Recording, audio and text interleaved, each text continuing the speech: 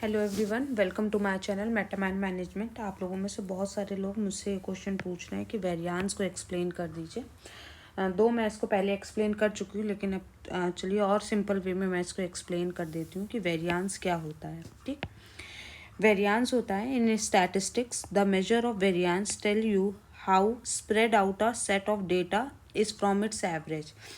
ये कह रहा है कि जो भी एक डेटा सेट होता है उसका जो भी मीन आता है, लेट्स से एक डेटा सेट है 1 2 3 4 5। ठीक, अब इसका जो भी मीन आएगा, लेट्स से 3 मीन आया, तो 3 से कितना पूरी सीरीज जो है वो डिफरेंट है। ठीक है, कितना डेविएट कर रही है।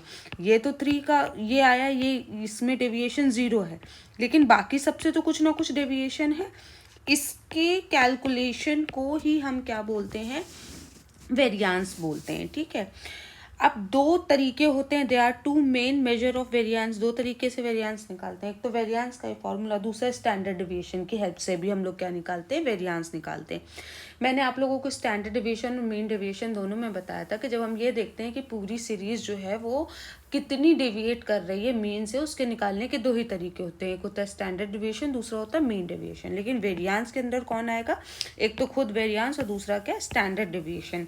मैंने स्टैंडर्ड डिविएशन के क्वेश्चन में भी वेरिएंस को निकालना बताया है। ठीक, अब बिफोर अंडरस्टैंडिंग द थ्योरी हम लोग इसका एक प्रैक्टिकल फॉर्म समझते हैं। ठीक, ये मैंने एक क्वेश्चन लिखा हुआ है, ये एक्स सीरीज है, लिखा हुआ है 2 4 6 8 10। ठीक, इसका मुझे मीन निकालना है।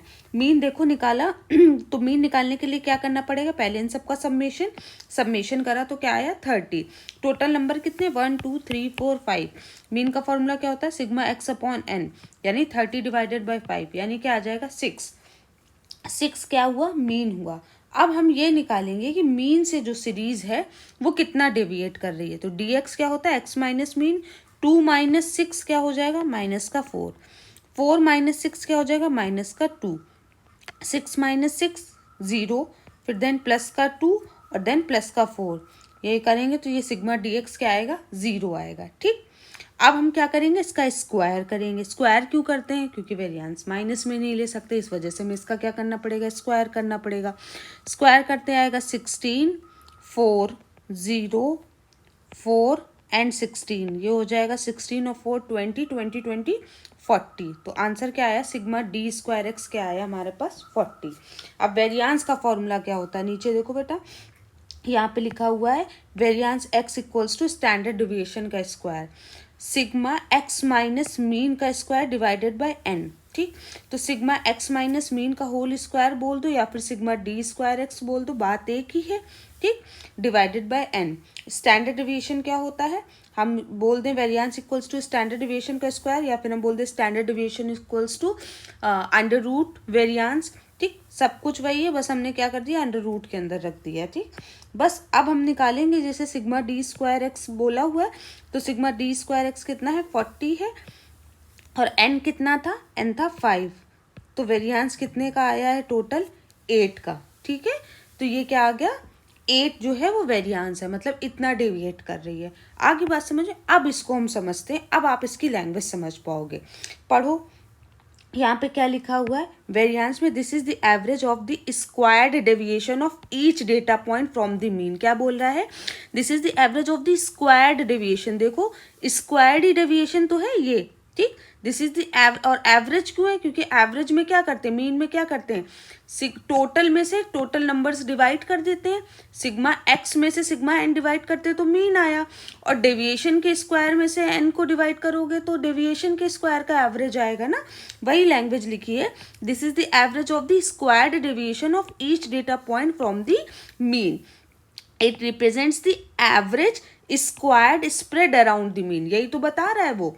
ठीक, कि मीन के अराउंड कितना डेविएट कर रही है series. A higher variance indicates more spread, बहुत बड़ा नंबर आएगा मतलब कि बहुत ज़्यादा वेरिएंस है। ठीक, a lower variance indicates data points are closer to the mean. ठीक, जितना छोटा वेरिएंस आएगा उतना बताएगा कि जो सीरीज जो है वो मीन के पास ही है। ठीक, स्टैंडर्ड डिविएशन क्या होता है, this is the square root of the variance. अभी मैंने फॉर्मूला में दिखाया. It has the same units as the original data, making easier to interpret in practical forms. For example, a standard deviation of 5 metre in measuring heights tells you that on average people differ from the average height by 5 metres. ठीक, तो ये क्या हो गया, standard deviation हो गया. I hope आपको समझ में आओ. अब इसके आगे जो लॉन्ग क्वेश्चन में पूछा गया था वो ये पूछा गया था कि सिग्निफिकेंस बताओ मेजर ऑफ वेरिएंस की एंड प्रॉपर्टीज बताओ. अभी जो चीज़ हमने करी उसी से समझेंगे.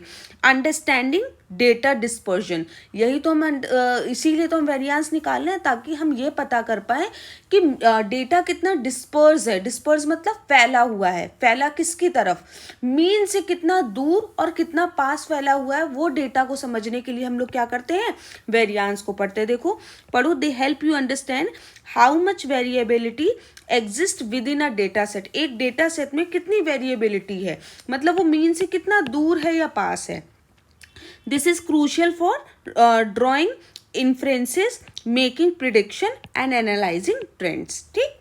Second, comparing data set. Data set को जब कंपेयर करना हो, दो डेटा सेट होंगे, एक का वेरिएंस निकालो, दूसरे का वेरिएंस निकालो. जिसका वेरिएंस क्लोज आ रहा है दैट मीन्स कि वो मीन के पास है. उसमें जो है, जैसे सपोज दो सेल्स के डेटा हैं, एक का वेरिएंस कम आ रहा है, एक का ज़्यादा आ रहा है, तो जिसका कम आ रहा है वो डेटा सेट क्या होगा, सही होगा. ठीक है, उसमें हम प्रिडिक्शन अच्छी कर सकते हैं. जिसमें वेरिएंस ज़्यादा आ रहा होगा उसमें हम प्रिडिक्शन अच्छी नहीं कर सकते. तो इसमें पढ़ो, you can compare the variability of different data sets using these measures. अब देख लो, इसमें लिखा है for example, if two groups have the same mean income. अगर दो ग्रुप में सेम मीन इनकम है लेकिन उनके वेरिएंसेस डिफरेंट है. ठीक, it indicates one group has more income inequality. Statistical calculation के लिए पहला हमने करा अंडरस्टैंडिंग डेटा डिस्पर्जन, दूसरा हमने करा कंपेयरिंग डेटा सेट्स एंड तीसरा statistical calculation. They are used in various statistical test. ये बहुत सारे स्टैटिस्टिकल टेस्ट में यूज़ किए जाते हैं. And models to assess the reliability of results.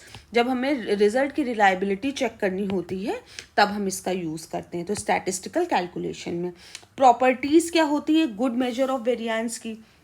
Non negativity, मैंने बताया था ना कि निगेटिव नहीं हो सकता, इसी वजह से स्क्वायर करते हैं. Variance and standard deviation should always be non negative. ठीक, हमेशा क्या होंगे, पॉजिटिव होंगे. As they measure spread and as measure spread can not be negative. ठीक, जिससे हम मेजर कर रहे हैं वो निगेटिव नहीं हो सकता, इस वजह से ये भी नहीं निगेटिव होंगे. Sensitivity to changes in data. They should change meaningfully when the data points spread out or become more centered. कह रहा है कि जब डेटा जो है, तुम्हारा डेटा सेट जो है वो अगर मीन के क्लोज होगा तो भी ये चेंज होगा और मीन से दूर होगा तो भी ये चेंज होगा. तो ये एक अच्छे वेरिएंस की प्रॉपर्टी होती है. ठीक, कि वो सेंसिटिव होता है चेंजेस के लिए. Easy to interpret. Ideally, the units of the measure should be easily understandable in the context of the data. Last is mathematically convenient. They should have good mathematical properties for further calculation and analysis. Obvious सी बात है, जब numbers की बात कर रहे हैं तो mathematical convenient तो वो होगा ही होगा. आई होप अब आपको ये ईजिली समझ में आ गया हो. ये मैंने लॉन्ग के पर्सपेक्टिव से ये आपको समझाया है. हाँ, फॉर्मूला लिखना ना भूलिएगा. फॉर्मूला मैंने यहाँ पे लिखा हुआ है, ये लिखा हुआ है. आप इधर पे वेरिएंस और स्टैंडर्ड डिविएशन के साथ करिएगा. अगर आप इसको ऐसा एग्जाम्पल देके, मैंने बिल्कुल इजी सा एग्जाम्पल 2 4 6 8 10, आप भी यही एग्जाम्पल दे दीजिएगा. ठीक, अगर आप इससे समझा देते हो मोर देन इनफ होगा, सफिशियंट होगा. इससे ज़्यादा कुछ भी रिक्वायर्ड नहीं है. Thank you everyone.